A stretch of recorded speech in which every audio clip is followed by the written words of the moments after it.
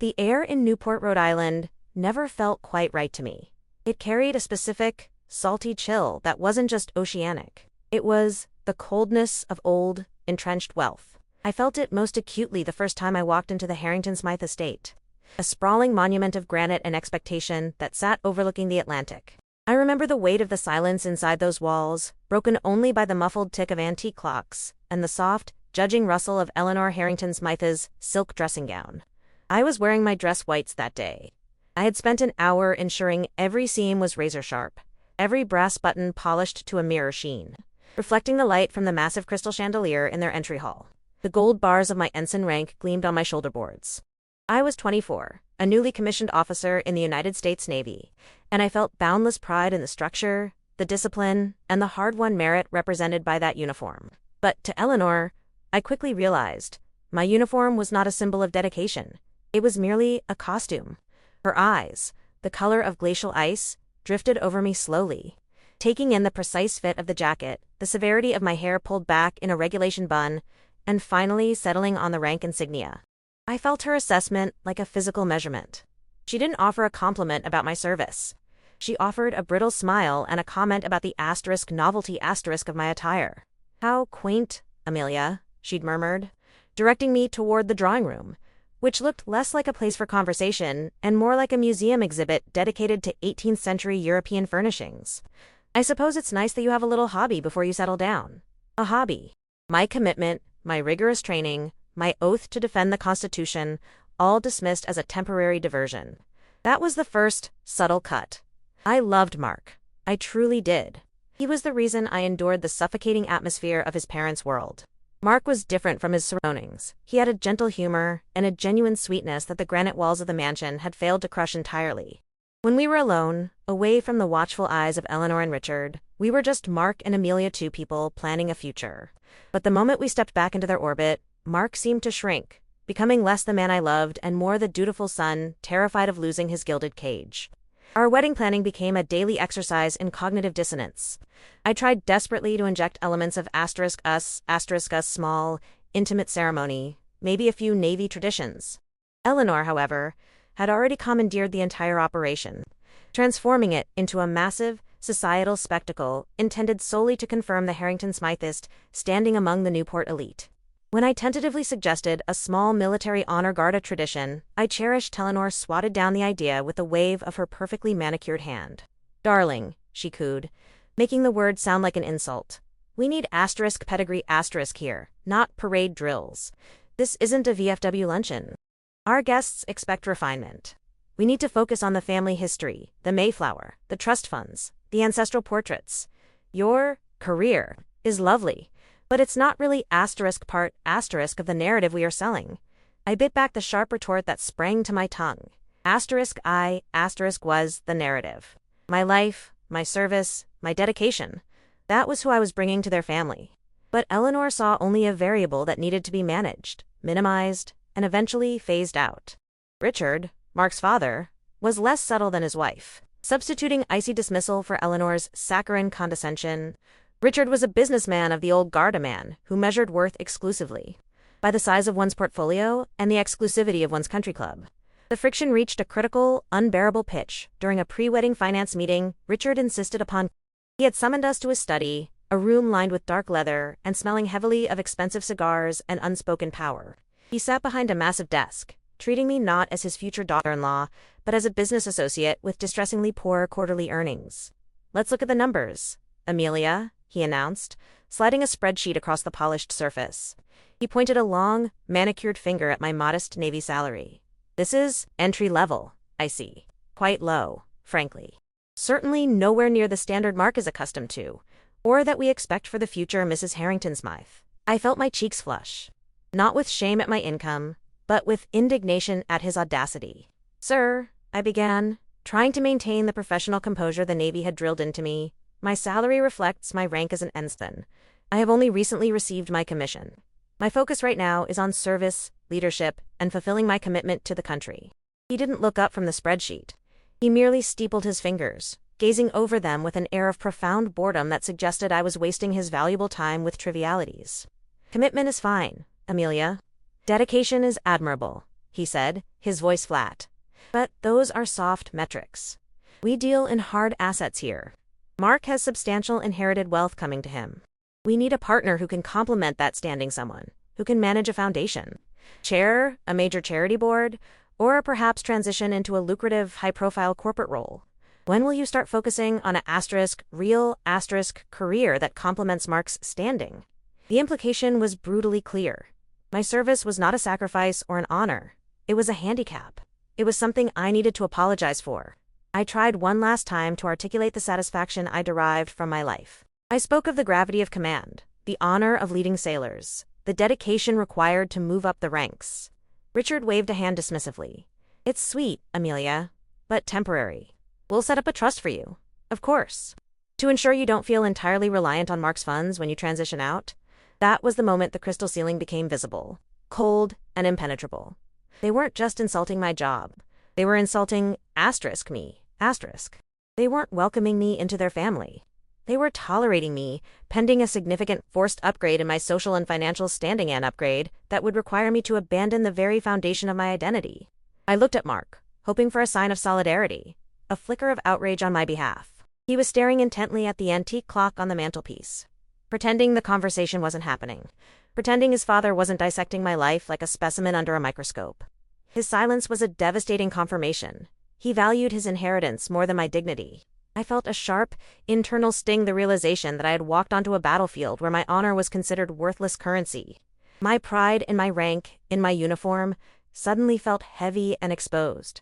I was not Amelia Thorne, Ensign USN, an officer who had earned her place. I was just the ensign, a temporary inconvenience to be managed until I could be molded into the acceptable Mrs. Harrington Smythe. I should have seen the warning signs blazing across the Newport sky. I should have recognized that their world, built on inherited privilege and rigid social strata, had no room for someone who had earned everything she possessed. But I was blinded by the promise of marrying the man I loved, foolishly believing that love could somehow bridge the chasm between my structured, meritocratic life and their opulent, demanding one.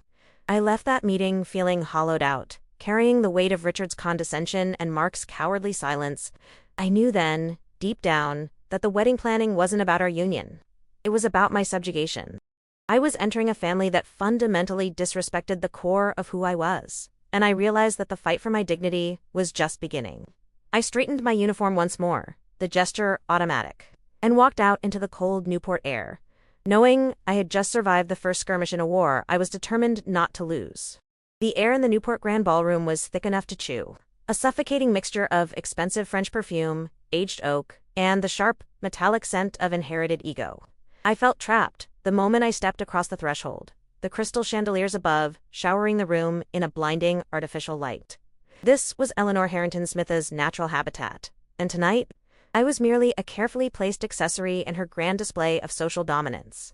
I was wearing the gown Eleanor had personally selected, a shimmering, restrictive sheath of sapphire silk that felt less like clothing and more like a cage. It was beautiful, undeniably, costing more than 3 months of my ensign salary. But it wasn't me. I was used to the clean, practical lines of my uniform, the weight of the fabric signifying purpose and utility. This dress, however, signified only compliance. I tried to focus on the small comfort of Mark's hand resting lightly on the small of my back, a weak anchor in a sea of judgmental, glittering strangers. The gala was ostensibly a charity event, but everyone knew its true purpose, a staging ground for the presentation of the season's most successful lineages. Every conversation was a subtle, high-stakes negotiation of influence. I watched Eleanor glide through the room, a magnificent, terrifying predator. Her smile fixed and perfect, her eyes calculating the precise value of every person she addressed. I had spent the last hour enduring a relentless series of introductions. "This is Amelia," Eleanor would announce, her tone suggesting a slight disappointment. "She's Mark's fiancée. She's currently in the Navy. An ensign. Such a sweet, patriotic hobby. Hobby. The word always landed with the stinging precision of a whip crack. I would try to smile, to offer a professional handshake, and explain the rigors of my training, the responsibility of my commission, the pride I took in my service. But their eyes, the eyes of Richard's business associates, the eyes of Eleanor's society, friends would glaze over. They only saw a young woman playing soldier. A temporary distraction before I settled down to the serious business of being Mrs. Mark Harrington Smythe, which, in their world, meant managing staff, chairing junior committees, and spending Mark's trust fund. I kept searching Mark's face for reassurance, for a sign that he saw the disrespect, that he would step in and defend me. He would offer a quick, nervous smile, squeeze my hand too tightly, and then quickly pivot the conversation back to the yacht club, or the latest real estate acquisition. His silence was deafening. It was a clear confirmation that while he loved me, he loved his comfortable, established life and his mother's approval far, far more. We were seated at the main table, a veritable throne room overlooking the entire ballroom. The silverware was heavy, the crystal goblets sparkled, and the food was exquisitard, not sustenance. I tried to maintain the facade of sophisticated indifference, engaging in small talk about European vacations I couldn't afford and art auctions I couldn't understand. I remember a moment of genuine, terrifying self-awareness. I was completely alone in this room. My rank, my service, my entire identity was invisible here, replaced by the expectation of who I was supposed to become. As the main course was cleared, a strange, nervous energy settled over the room. This was the moment for the speeches, the moment the real power players spoke. I took a deep sip of water, trying to calm the sudden fluttery anxiety in my chest. I had a terrible premonition, a cold dread that whispered, something is wrong. Eleanor rose from her seat, moving toward the small, ornate stage area adjacent to the orchestra. She didn't need a microphone. Her voice, honed by decades of commanding servants and humiliating rivals, carried effortlessly. She was magnificent, truly. Her dress was deep emerald, contrasting perfectly with her silver hair, and she possessed a poise that suggested she had never known a moment of self-doubt in her life. She began with the usual platitudes, praising the foundation, recounting the history of their family's commitment to civic betterment, which I knew meant preserving the status quo of their own privilege. I tried to relax, telling myself I was overreacting. Maybe Mark would even say something nice about our future. Then came the shift. It was subtle, a hardening of her gaze, a slight pause that drew every eye in the room to her. And, speaking of the future, she announced, her voice dropping just a fraction, making it sound intimate yet utterly commanding, I must address a recent development concerning my son, Mark, and the continuation of the Harrington Smythe legacy. My heart stopped. It didn't just skip a beat, it seized up entirely. I looked across the table at Mark. His face was ghastly white, his eyes wide and fixed on his mother, a look of abject terror mixed with profound resignation. He had known this was coming, and he hadn't warned me. The betrayal was a physical blow, sharper than any public slight, Eleanor continued, her words slicing the silence like razor wire. It is with deep regret and after much deliberation with Richard that we must announce the cancellation of the upcoming nuptials. The sound in the ballroom fractured. It wasn't a gasp. It was a collective, hungry inhale, followed by a sudden, terrifying silence. Every single person, from the waitstaff to the most distinguished senator, turned their attention to our table. To me, Eleanor didn't pause for dramatic effect. She simply delivered the killing blow with clinical efficiency. While Amelia is of course a dedicated young woman, and we appreciate her service to the country, however modest in scope, Richard and I have come to the realization that she simply lacks the necessary social stature and career ambition to join the Harrington Smythe family at this time. We require a partner for Mark who can complement his substantial standing, not one who views her professional life as merely entry-level. Entry-level. Modest in scope. Lacks the necessary stature. The phrase I had dreaded. The one that summed up every condescending look and every pitying glance hung in the air. Just an ensign. It wasn't just a cancellation. It was a public execution of my character, my career, and my worth, broadcast to the most powerful and gossipy people in our social circle. A wave of heat washed over me, starting at my neck and spreading outward, a searing blush of shame that felt like fire. My vision narrowed. I could hear the immediate low-pitched murmurs begin to rise, the sound of hundreds of people eagerly tearing into fresh gossip. I felt every eye, every judgment, pressing down on me. I wanted the floor to swallow me whole. I wanted to disappear back into the structure and anonymity of my military life. I gripped the edge of the table, my knuckles white, struggling to maintain control. I could feel the tears pushing, hot and painful, behind my eyes, but I refused to let them fall. Crying here would be conceding victory. Crying would confirm their narrative that I was just a hysterical, easily dismissed young woman. I forced myself to look at Eleanor. She met my gaze with chilling, triumphant indifference, a slight, almost imperceptible smirk playing on her lips. She had done it. She had won her domestic war, and she had done it on the grandest possible stage. Then I looked at Mark. He was still staring fixedly at his untouched champagne flute, his entire posture radiating cowardice. He wouldn't look up. He wouldn't defend me. He wouldn't even offer a silent apology. In that moment, the pain of Eleanor's cruelty faded, replaced by the profound, devastating emptiness of his betrayal. He had made his choice, his inheritance, his comfort, his mother's approval, over the woman he claimed to love and her dignity. My legs were shaking, but I forced myself to stand. It wasn't a sudden lurch. It was a slow, deliberate movement, pulling myself straight as if preparing for inspection. I ignored the hundreds of faces staring at me. I focused only on the exit. I reached down, my hands moving automatically, and slipped the heavy 3-carat engagement ring off my finger. The diamond caught the chandelier light, a mocking sparkle of false promises. I placed it carefully, without a sound, next to Mark's champagne flute, a final, silent statement. I wouldn't let them claim I had to be forced out. I straightened my spine, pulling on the deep reserves of discipline instilled by years of naval training. I walked. I didn't run. I moved with a measured, military pace that carried me through the hushed tables, past the faces frozen in pity and curiosity. Every step was an act of defiance. I could feel the silk of the restrictive gown clinging to me, but I ignored it.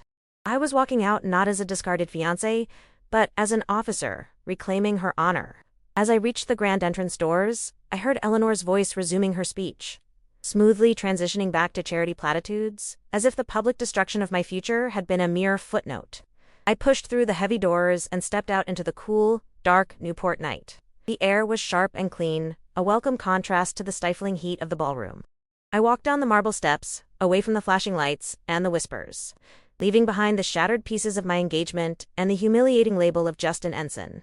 I walked toward the street, toward the anonymity of my small apartment, knowing that the battle was lost, but the war for my self-respect had just begun. I was broken, yes, but I was also fiercely, terrifyingly angry, and I knew exactly who I needed to call next. Chapter 3. The call to arms, the silence of my small, temporary apartment was louder than the roaring gossip of the gala. I didn't crash, I didn't weep, or throw things. I walked in, shut the door gently, and stood in the absolute darkness for what felt like an eternity, letting the cold reality seep into my bones. The air conditioner hummed, mocking the heat that still radiated from my face, the residue of public shame. I was an ensign in the United States Navy, trained to handle stress, to execute protocols under fire. And yet, here I was, paralyzed by a social execution carried out by a woman, whose greatest achievement was maintaining a perfectly manicured hedge fund portfolio. I finally flicked on the light. The room, which I had optimistically decorated with small touches that suggested a future with Mark, a future that would blend my practical structure with his inherited luxury, now looked cheap and temporary. I stared at the dress I was still wearing, the silk gown Eleanor had chosen, a garment meant to transform me into something I was not. I ripped it off, feeling a visceral relief as the restrictive fabric fell to the floor. I replaced it with my most comfortable uniform t-shirt and a pair of navy-issue sweatpants. This was me. Solid, unadorned, and real. The rage, when it finally hit, wasn't explosive. It was cold, precise, and surgical. It was the kind of anger that fuels a campaign, not a tantrum. I sat down at my small desk and pulled out a legal pad, reverting immediately to military protocol. Assess damage. Formulate strategy. The first column was labeled *, emotional loss, *. That was easy. Dignity, trust, and the painful realization that I had fundamentally misunderstood the man I loved. Mark was not just weak. He was complicit. He had watched her hang me out to dry and had done nothing but stare at his champagne flute. That betrayal hurt more than Eleanor's venomous speech. The second column, *financial damage*, was immediately more pressing. Eleanor had been meticulous. She had insisted on putting all the major deposits, the venue, the caterer, the bespoke florist under my name, citing some convoluted tax benefit for Mark's trust. I had signed, trusting her, believing her claims that it was just a formality. Now, every single contract had a clause stipulating that if the engagement was terminated by the lesser party, a term I now realized was a deliberate trap, all deposits were forfeited. The total was staggering, a sum that represented nearly a year of my ensign salary. It wasn't just a cancellation. It was calculated financial sabotage designed to ensure I would be too bankrupt and ashamed to fight back. They wanted me to crawl away quietly, licking my wounds, burdened by debt. They had used my honest, structured life against me, viewing my modest income not as a sign of service, but as a weakness to be exploited. I spent the rest of the night poring over the fine print, my eyes burning with sleepless determination. Every comma, every clause, confirmed the depth of their malice. They hadn't wanted me to succeed. They had planned my failure from the start, waiting for the opportune moment to execute the dismissal in the most publicly humiliating way possible. The phone started ringing precisely at 0800 hours. It was Mark. I stared at the caller ID, feeling nothing but a dull ache where affection used to be. I let it ring. He tried again, 5 minutes later, and again. By noon, he had left 4 voicemails, each one more frantic and less apologetic than the last. They were full of excuses. You don't understand the pressure. It was Dad's idea. She threatened the trust. I finally picked up on the 5th call. I didn't say hello. I just waited. Amelia. Thank God. Look, I am so sorry about last night. It was horrific. I know. But we can fix this. I told them I still want to marry you. We can elope, maybe go to Vegas. Just get away from them. His voice was high-pitched, desperate, laced with the panic of someone realizing he might lose his comfortable life. Stop, I interrupted, the single word sharp enough to cut the connection. My own voice was steady, unnervingly calm. You didn't apologize for what they did, Mark. You apologized for the inconvenience it caused you. No, that's not fair. I was just shocked. I was going to stand up, I swear. But then Mom was already talking. And everyone was looking. You had a choice, Mark, I said, leaning back in my chair. The legal pad's still visible on the desk, a silent witness to his failure. You chose the trust fund. You chose your mother's approval. You chose to watch me be publicly humiliated because you were afraid of losing your allowance. That is not the behavior of a husband. That is the behavior of a coward. There was a long silence on the line. I could hear his shallow breathing. I love you, he finally whispered, the last worn-out card he had left to play. No, you don't, I stated factually. You love the idea of me when it's convenient. But you don't respect me. And you certainly don't honor the life I lead or the uniform I wear. If you did, you would have defended me. You would have walked out with me. Instead, you sat there. Mark, you watched. I didn't wait for his reply. I hung up the phone. I blocked his number immediately. The sense of finality was profound, like the click of a safety mechanism engaging. The romantic Amelia was gone, replaced by the ensign who knew when a mission was compromised and needed immediate termination. I spent the next day focused on damage control, trying to calculate how much I could salvage from the financial wreckage. The answer was depressingly little. I called a lawyer, a civilian friend of mine, who reviewed the contracts and confirmed my worst fears. The legal language was ironclad. Unless I could prove malicious intent in court, a nearly impossible, lengthy, and expensive battle, the money was gone. The humiliation was secondary now to the injustice. They had weaponized their wealth and status against my dedication and service. They had treated my ranka, hard-earned commission as a punchline. Asterisk, just an Ensign. Asterisk, that phrase echoed in my mind. A constant, irritating buzz. I needed help, but not pity. I needed counsel. I needed the one person who understood the weight of a uniform and the strategic application of power. I had avoided calling him about the wedding because he lived a quiet, retired life, and I knew he despised the ostentatious displays of the Newport elite. But now, this wasn't about a wedding. It was about honor. I walked over to the small wall where I kept my framed commission and a photograph of my grandfather, Admiral Robert Hayes, standing beside me at my commissioning ceremony. He looked stern, proud, and utterly formidable. My hand trembled slightly as I dialed his private number. It wasn't fear of him. It was the realization that I was admitting defeat, even if only momentarily, by asking for external intervention. The phone rang twice before a deep, gravelly voice answered, Hayes. Grandpa, it's Amelia. His tone immediately softened. Amelia, darling. I was wondering when you might call. I saw the papers this morning. Trashy lot, those society writers? I swallowed, trying to keep the tremor out of my voice as I recounted the events of the gala. I didn't embellish. I gave him the facts, the way I would brief a commanding officer. I detailed Eleanor's speech, the public dismissal, the chilling indifference of Mark, and finally, the financial trap they had set with the forfeited deposits.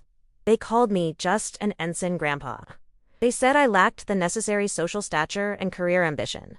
I heard a sharp intake of breath on the other end of the line, a sound that spoke volumes. It wasn't the insult to me that had stung him.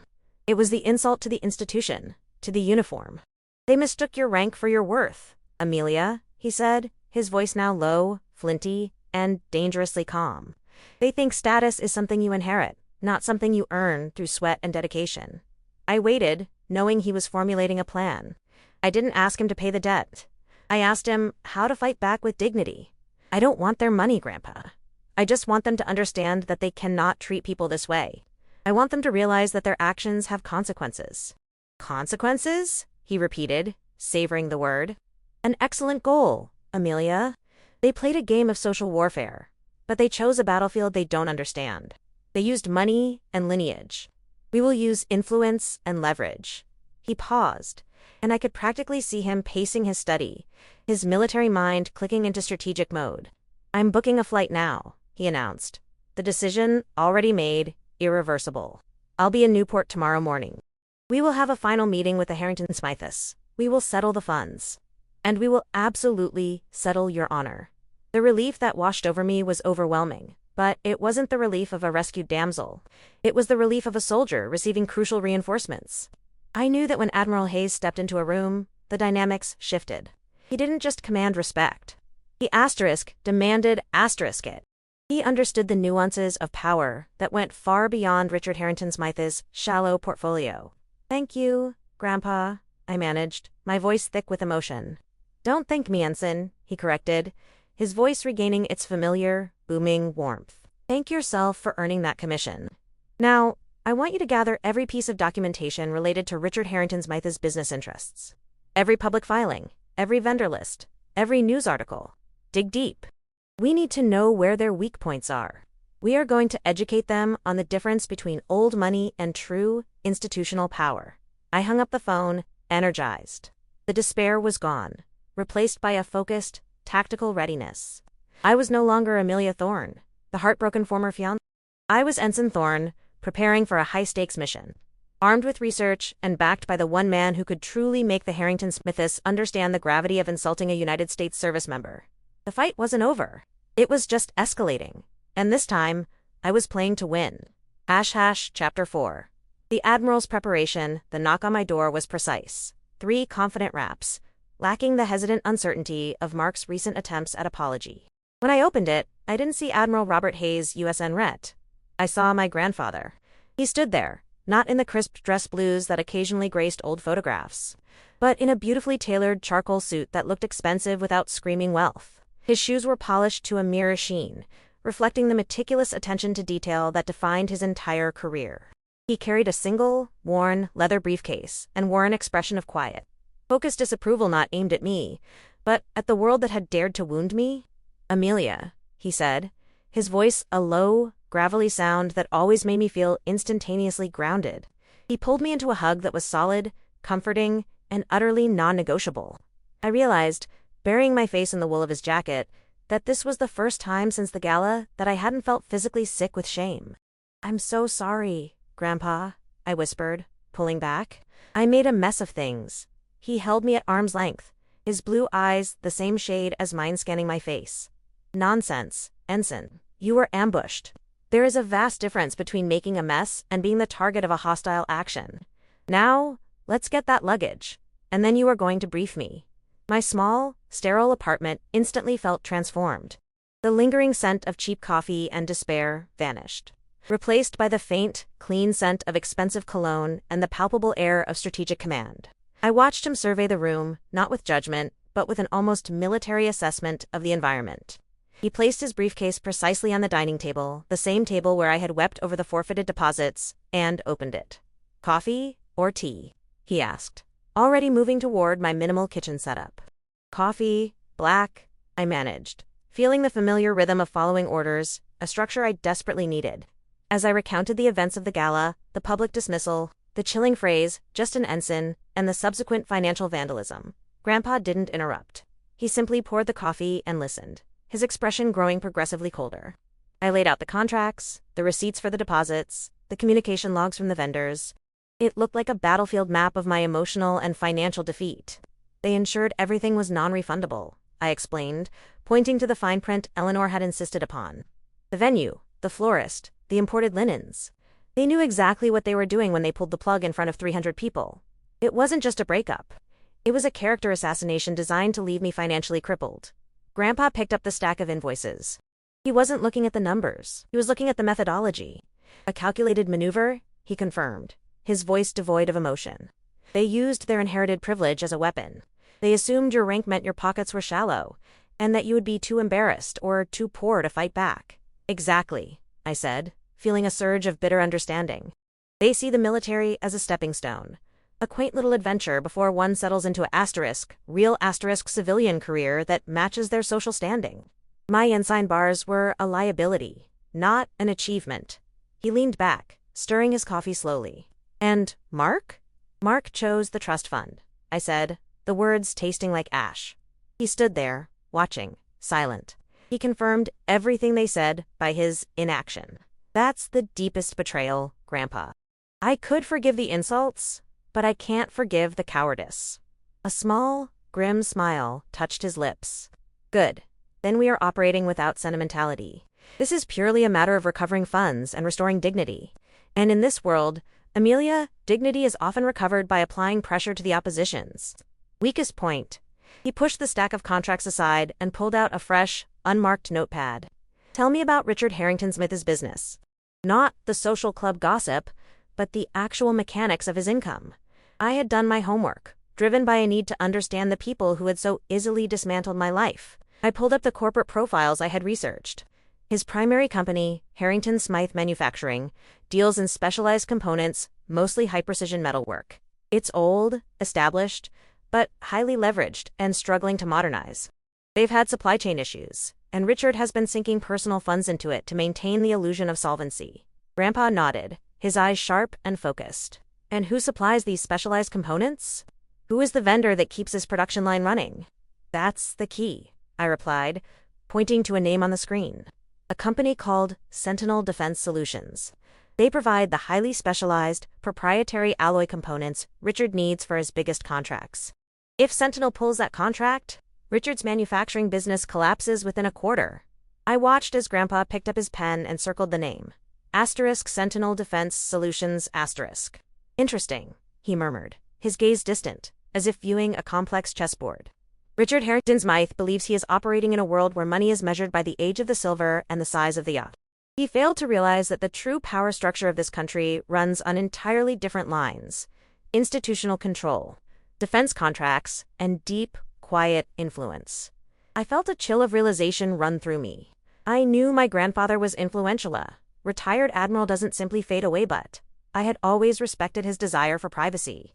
I hadn't connected his background to his current civilian life. Grandpa, I started, realizing the implications. Sentinel Defense Solutions. Are you saying? He looked up, his eyes meeting mine. Amelia, when I retired from active service, I wasn't quite ready for the rocking chair. I took the chairman role at Sentinel. It was a pleasant way to keep my hand in the game and ensure certain defense priorities were handled correctly. The air in the room thickened.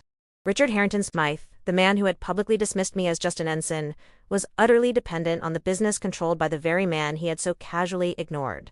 The irony was breathtaking. They hadn't just insulted me. They had inadvertently insulted the chairman of their lifeline supplier. They thought my rank was a handicap, I said, the realization settling deep in my bones. They thought I was poor, easily intimidated, and lacking connections beyond my small Navy stipend. They mistook your uniform for a lack of pedigree. Grandpa corrected, a serious intensity in his voice.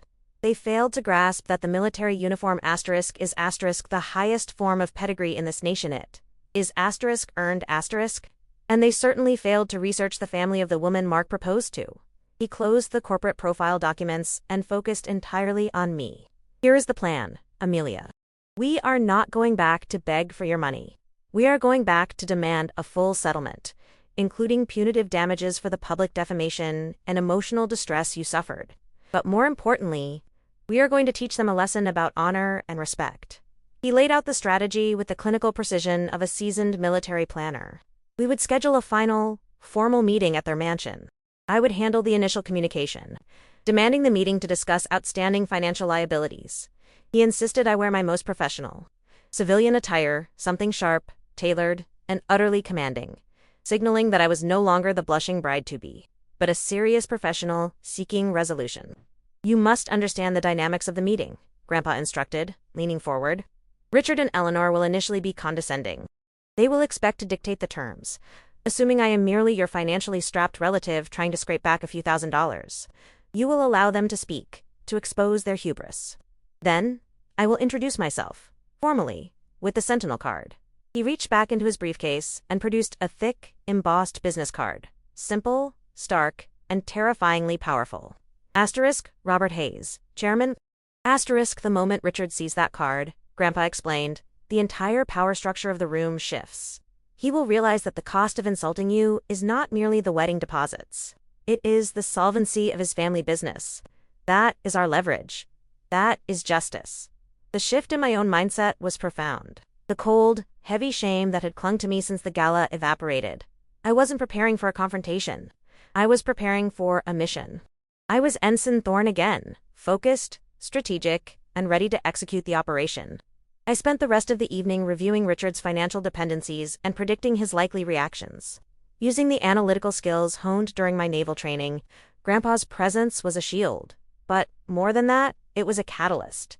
He didn't just offer protection. He offered validation.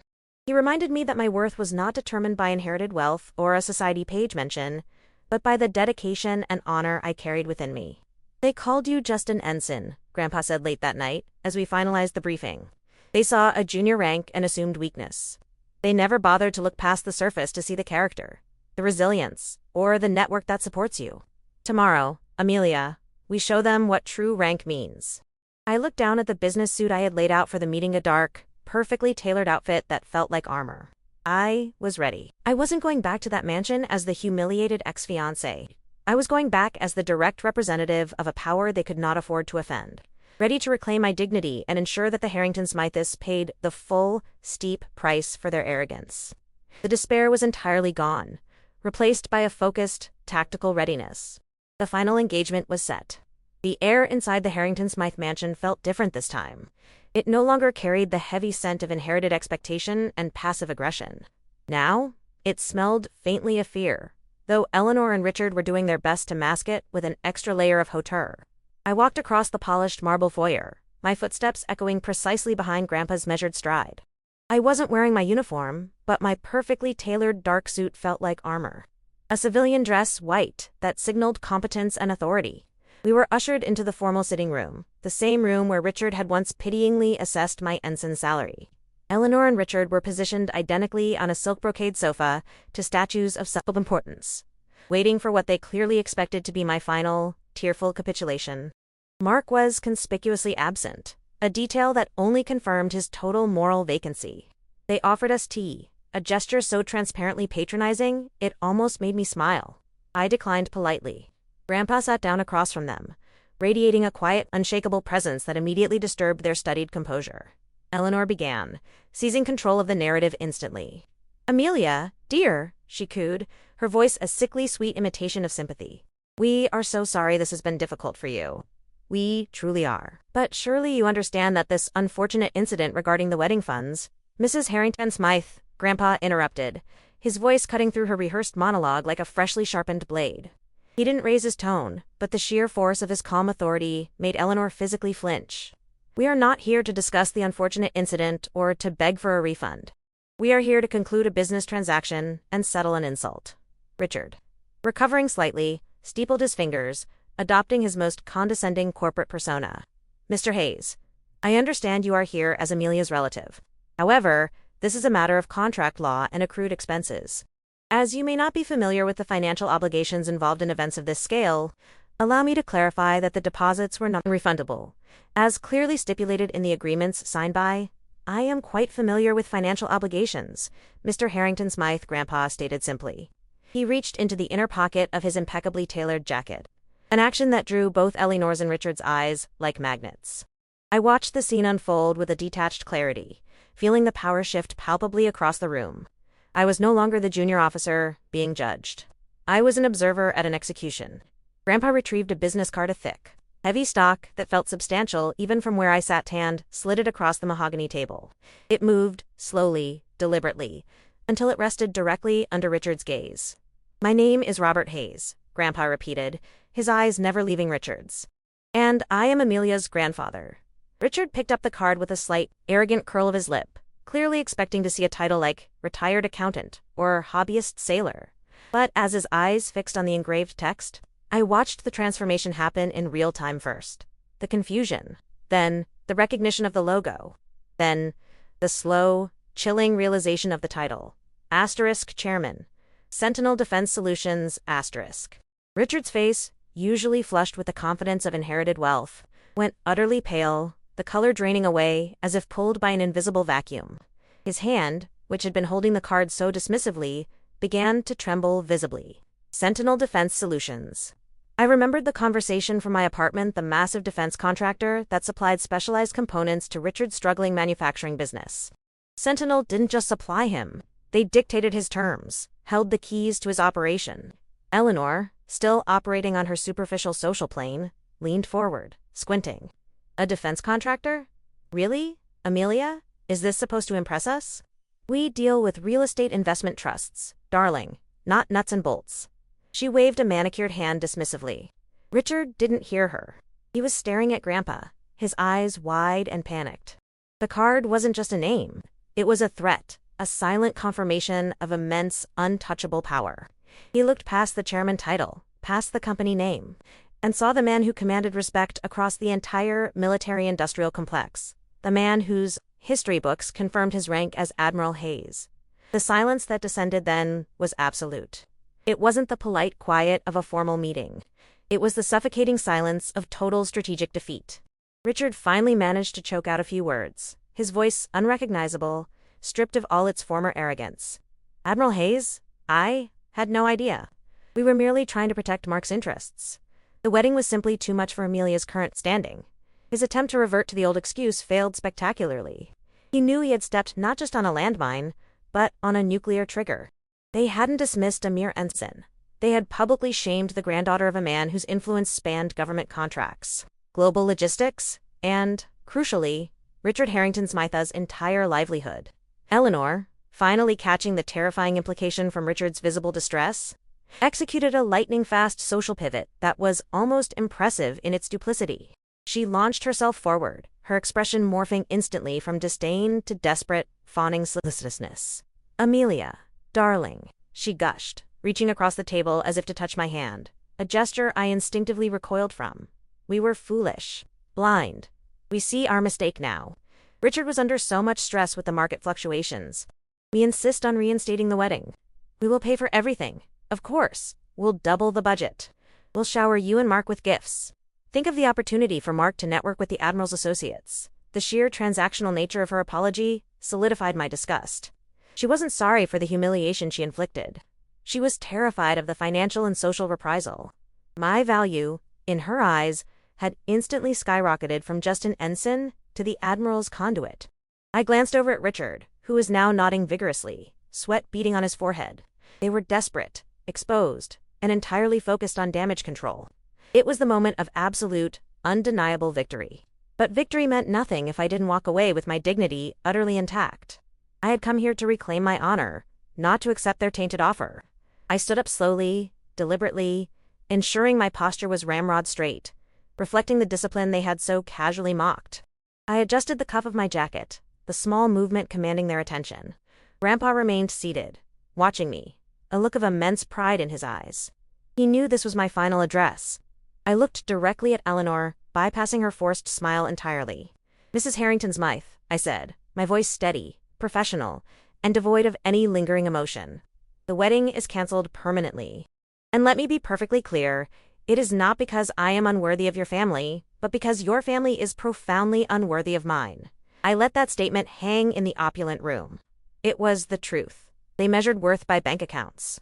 I measured worth by character, service, and integrity. They had failed on all counts. I then turned my attention to Richard, who looked like he might actually faint. "Regarding the forfeited funds," I continued, my tone shifting to a purely business register. "Consider that expense a small, necessary tuition fee. A lesson in humility. And perhaps a warning about who you choose to insult next time, especially those who wear the uniform of this country. I didn't need their money. The satisfaction of watching their panic was payment enough. I knew that the moment we walked out, Richard would be on the phone to his legal team, scrambling to ensure his supply chain wasn't severed. Knowing that the man he had just offended held the power to dissolve his entire operation with a single, quiet phone call. I gave them one last, cool look. They were trapped in their gilded cage, surrounded by expensive antiques and the suffocating weight of their own arrogance. "Grandpa," I said, turning my back on them completely. "We're finished here." Grandpa rose fluidly, his expression unchanged. He offered a curt, formal nod to the two figures frozen on the sofa. Gesture of dismissal, not courtesy. As we walked out, leaving Eleanor stammering a useless, frantic promise to call, I felt the immense weight of the past few weeks lift entirely from my shoulders. The shame, the betrayal, the financial stress, it was all gone. I hadn't just recovered my dignity. I had asserted it, backed by the unwavering strength and quiet authority of my family. Stepping out into the crisp Newport air, I breathed deeply. I was an ensign in the United States Navy, a commissioned officer who had earned her rank. That rank, backed by integrity, proved to be far more powerful than all the inherited wealth in the Harrington Smythe mansion. I was free, and I was exactly where I was meant to be, on my way back to my life, ready to serve, no longer weighed down by the trivialities of their crystal ceiling. The fight was over, and I had won the only battle that mattered, the battle for myself.